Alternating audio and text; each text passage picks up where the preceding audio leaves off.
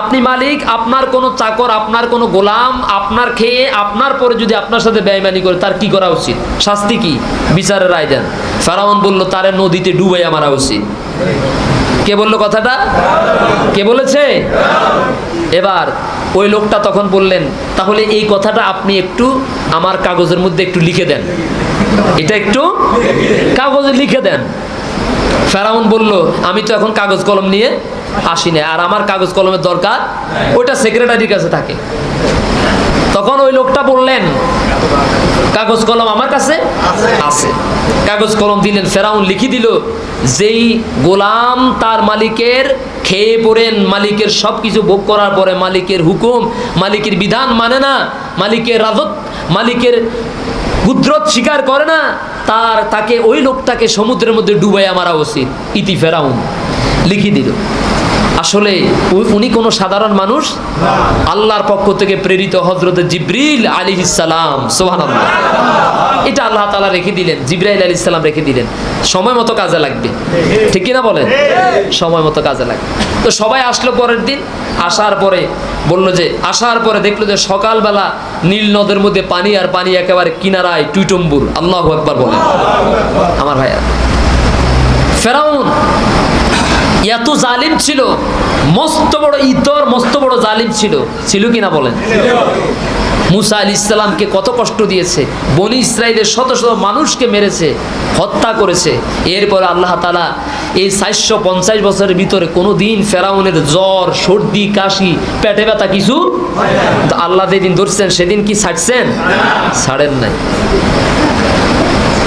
ফেরাউনের নির্যাতন সহ্য করতে না পেরে মুসা আলাইহিস সালাম যখন রাতের আঁধারে বনি ইসরাইলদেরকে নিয়ে বাড়ি যখন মিশর থেকে চলে যাচ্ছেন, মিশর ছেড়ে যখন চলে যাচ্ছেন, ফেরাউনের বাহিনী খবর পেল, আর তখন অশ্বারোহী পদাতিক বাহিনী নিয়ে, হস্তি বাহিনী নিয়ে তিন দিক থেকে মুসা আলাইহিস সালাম এবং বনি ইসরাইলদেরকে আক্রমণ করা শুরু করলো। সামনে হলো বিশাল দরিয়া।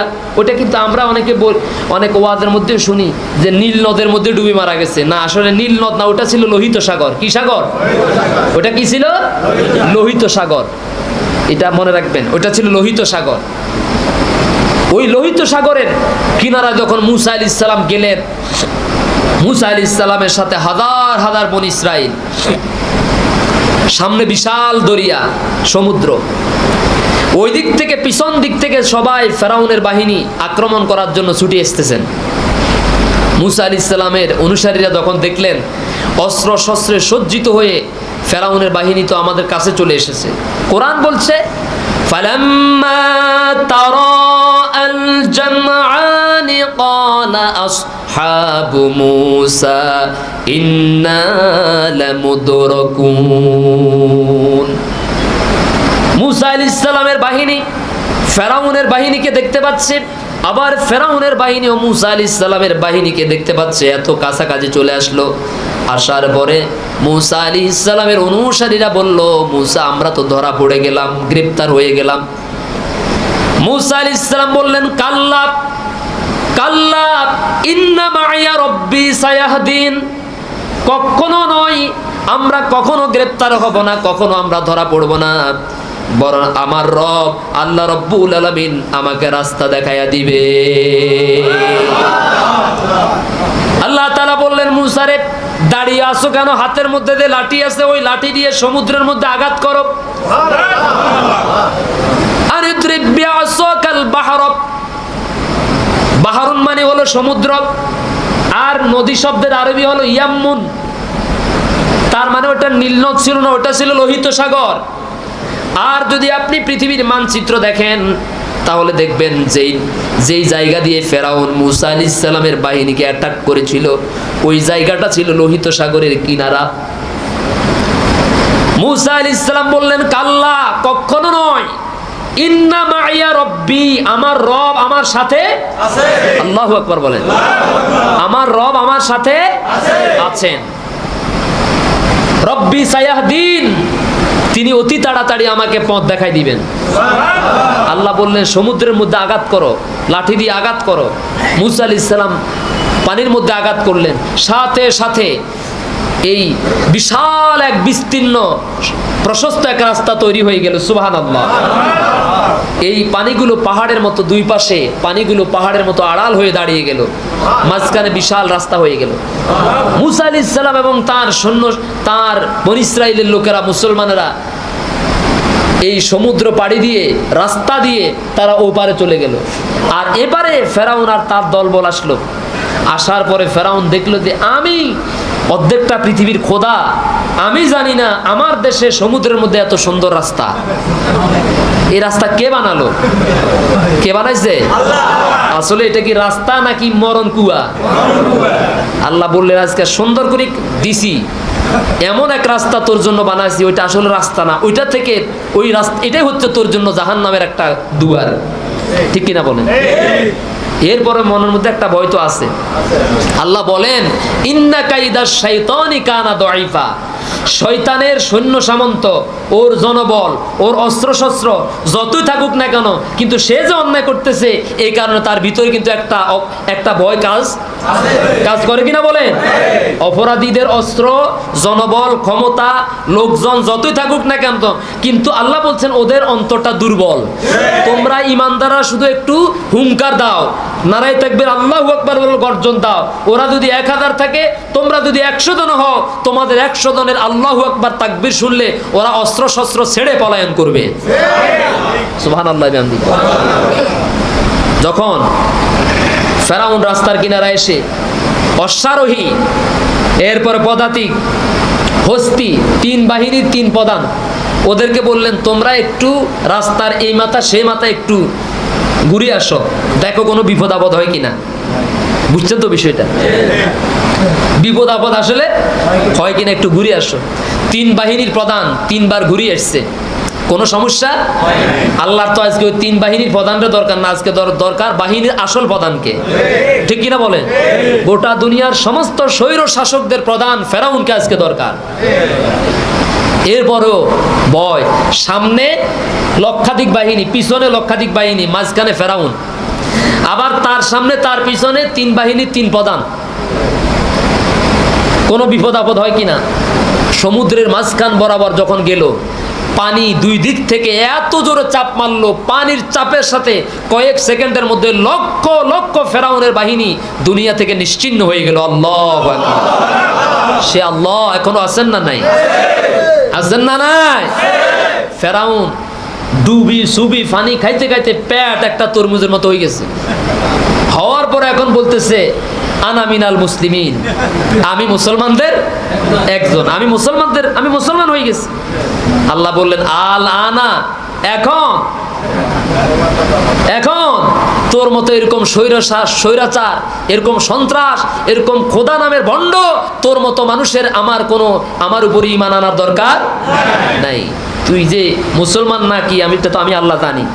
450 বছর পর্যন্ত মুসলমানদেরকে জ্বালাইছিলি, হাজার হাজার মায়ের কোল খালি করেছিলি, শত শত মায়ের কোল খালি করেছিলি শুধুমাত্র নিজের ক্ষমতাকে টিকাবার জন্য। ঠিক কিনা বলে? আমি আল্লাহ তাআলা আজকে শুধু তোকে নয়, তোর ক্ষমতা সহকারে গজব করে দিলাম।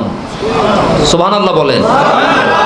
আল্লাহ তাআলা বললেন ফেরাউন, তোরে আমি এই নদীর মধ্যে তোরা আমি রাখবো না, কিয়ামত পর্যন্ত তোরা আমি শুটকি বানাইয়া রাখবো, যাতে করে তোর অনুসারীরা পরবর্তীতে কিয়ামত পর্যন্ত তোর কথা মনে করে এই কথা মনে করতে পারে, ইসলামের সাথে, ইসলামপন্থীদের সাথে, নবীদের সাথে, নবীর ওয়ারিসদের সাথে বেয়াদবি করলে, জুলুম করলে, কোন মায়ের কোল খালি করলে তোর মতো ফেরাউনের মতো আমি আল্লাহ তাদেরকে এইভাবে গজব দিয়ে ধ্বংস করে দিতে পারি। আল্লাহু আকবার বলেন। আমার ভাইয়েরা, ফেরাউনের আদালতে মুসা আলাইহিস সালাম নিষিদ্ধ ছিলেন। কি ছিলেন? ফেরাউনের আদালতে মুসা আলাইহিস সালাম নিষিদ্ধ ছিলেন। ইব্রাহিমের, নমরুদের আদালতে ইব্রাহিম আলাইহিস সালাম নিষিদ্ধ ছিলেন। আবু জাহেলের আদালতে মুহাম্মদ সাল্লাল্লাহু আলাইহি সাল্লাম নিষিদ্ধ ছিলেন। ইয়াজিদের আদালতে হুসাইন রাদিয়াল্লাহু তাআলা আনহু নিষিদ্ধ ছিলেন। মনসুরের আদালতে ইমাম আবু হানিফা রহমতুল্লাহ আলাইহি নিষিদ্ধ ছিলেন। সম্রাট আকবরের দরবারে মুজাদ্দিদ আল ফেসানি রহমতুল্লাহ আলাইহি নিষিদ্ধ ছিলেন। ঠিক কিনা বলেন? কিন্তু আল্লাহর কাছে তারা সকলে ছিলেন প্রসিদ্ধ। সুবহানাল্লাহ বলেন। দুনিয়ার এই স্বৈর শাসকদেরকে আল্লাহ তাআলা শুধু দুনিয়া থেকে গজব করে দেন নাই, ধ্বংস করে দেন নাই, বরং মূসাকে আল্লাহ তাআলা সেই সিংহাসনের প্রধান বানিয়ে দিয়েছেন, নমরুদকে আল্লাহ সেই দেশের প্রধান বানিয়ে দিয়েছেন, দেন নাই? মুহাম্মদ সাল্লাল্লাহু আলাইহি সাল্লামকে আল্লাহ তাআলা শুধু মদিনা নয়, মক্কা নয়, গোটা বিশ্ব জগতের নেতা বানিয়ে দিয়েছেন। সুবহানাল্লাহ। তাহলে জালিমরা চায় আলেমদেরকে দমন করতে, আল্লাহর বান্দাদেরকে জুলুম দিয়ে, মামলা হামলা নির্যাতন দিয়ে, ফাঁসি দিয়ে ওদেরকে দুনিয়া থেকে নিশ্চিহ্ন করে দিতে। আল্লাহ বললেন, আমি আল্লাহ চাই এদের হাতের মধ্যে আমার জমিনের ক্ষমতা তুলে দেই। সুবহানাল্লাহ। অনুরিদু আন নামুন্না আলাল্লাযিনা ইসতুদফিউ ফিল আরদ, আমি আল্লাহ চাই এই জমিনের ক্ষমতা আমার ওই বান্দাদের হাতে তুলে দেই যারা আজকে জমিনের মধ্যে মজলুম, যারা অসহায়, যারা ঘরে থাকতে পারে না, বাড়িতে থাকতে পারে না, যাদের মায়ের কোল খালি করেছো, বাবা সোনা থেকে বঞ্চিত করেছো, আমি আল্লাহ আবার এই জমিনের দায়িত্ব, এই খেলাফতের দায়িত্ব, এই শাসন ক্ষমতা তাদের হাতে তুলে দেব। সুবহানাল্লাহ। ওয়াদাকার, আরো জোরে কোন ওয়াদাকার? আল্লাহর কোরআন যেমন সত্য, আল্লাহর কথাও সত্য। তাহলে আল্লাহ বলছেন, জমিনের মধ্যে আজকে যারা দমন নিপীড়নের শিকার, যারা মজলুম, যারা নির্যাতিত, যারা নিপীড়িত, যারা ঘর ছাড়া, যারা বাড়ি ছাড়া, মুসার মতো যারা বাড়িতে থাকতে পারে নাই, ঠিক কিনা বলেন? ইব্রাহিমের মতো যারা বাড়িতে থাকতে পারে নাই, মুহাম্মদ সাল্লাল্লাহু আলাইহি সাল্লামের মতো যারা বাড়িতে থাকতে পারে নাই, পেরেছে? কোন নবী কি বাড়িতে ঘুমাইতে পেরেছে? নবীর ওয়ারিসেরা কি বাড়িতে ঘুমাইতে পারে, ঘরে থাকতে পারে? আল্লাহ বলছেন, যত কিছুই করো না কেন ইসলামের দুশমনরা, আমি আল্লাহ কিন্তু কিয়ামতের আগে এই জমিনের ক্ষমতা তাদেরকে দিয়েই তোমাদেরকে জমিন থেকে আমি আল্লাহ গজব দিয়ে ধ্বংস করে দেব। আর দুনিয়ার বুকে কোন ফেরাউনের নাম আজকে কেউ নেয় না, বলেন নেয়? নমরুদের নাম কি কেউ নেয়? আবু জাহেলের নাম কি কেউ নেয়? কিন্তু ইব্রাহিমের নাম আছে না নাই? এখানে ইব্রাহিম এই নামে মানুষ থাকতে পারে না? মুসার নামে মানুষ আছে না নাই? মুহাম্মদ নামে মানুষ আছে না নাই? আছে। তার মানে এই নামগুলো কিয়ামত পর্যন্ত থাকবে। শুধু থাকবে না ফেরাউন, শুধু থাকবে না নমরুদ, শুধু থাকবে না আবু জাহেলের উত্তরসূরিরা, ঠিক কিনা বলেন? আল্লাহ যেন আমাদেরকে বুঝার তৌফিক দান করেন। যতদিন পর্যন্ত থাকবো ইনশাআল্লাহ মুসা আলাইহিস সালাম রেখে যাওয়া যে আদর্শ, নবীদের রেখে যাওয়া আদর্শের পথে যেন আমরা অবিচল থাকতে পারি। জোরে করে আমিন। মুহাম্মদ সাল্লাল্লাহু আলাইহি সাল্লামের সুন্নাহর উপরে যেন আমরা অবিচল থাকতে পারি। আমরা সকলে বলি আমিন। আল্লাহ আমাদের সবাইকে সুস্থতার সাথে হায়াত দারাজ করুন। আমিন।